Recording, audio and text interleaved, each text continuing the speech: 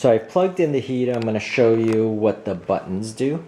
So I got the digital one. It also comes with an analog, but I just like the digital because it's just more clear. The analog is a series of knobs, whereas this one, it's very distinct, you know, what temperature it actually is. So right now my room temperature is 68.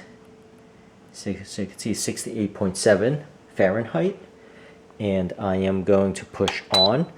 And now it's going to detect the temperature. So it thinks it's 57 degrees, and it might be simply because the radiator is a little bit cool. Now if I set the temperature here, I could push up to set it to, you know, 75. So this goes up from 40 degrees all the way to 80 degrees. So I could set it to, I guess, 68 here. And you could hear that it's starting to boil. So that's the current temperature. I could set it to 68. I could also set a timer on here.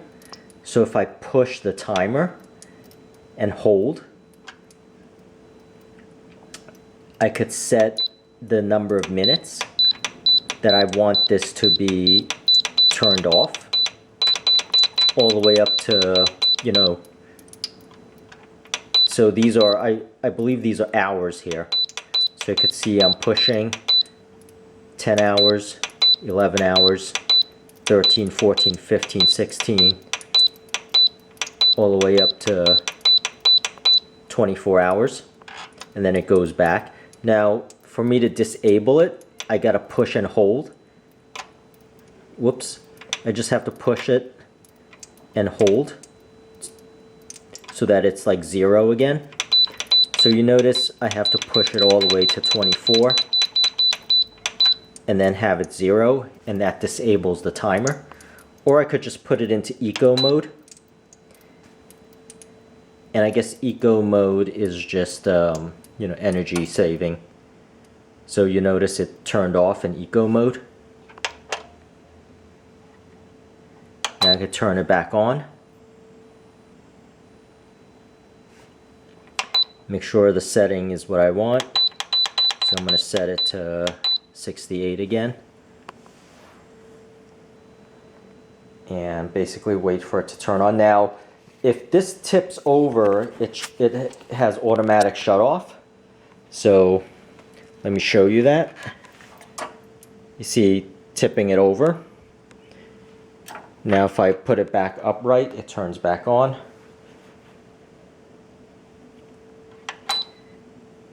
Reset this.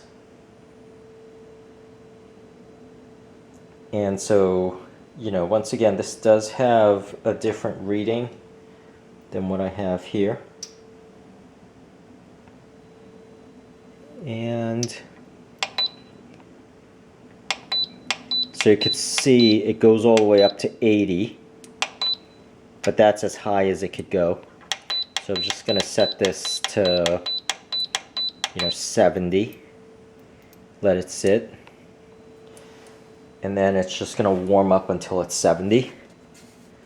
So these fins are going to warm up. Now, one safety issue I wanted to mention is when you first get this, you want to examine it, make sure there's no damage, because the last thing you want is for, you know, some hot oil to, you know, come, you know, splattering all over. So this is radiant heating, and you'll notice, you know, I could feel it.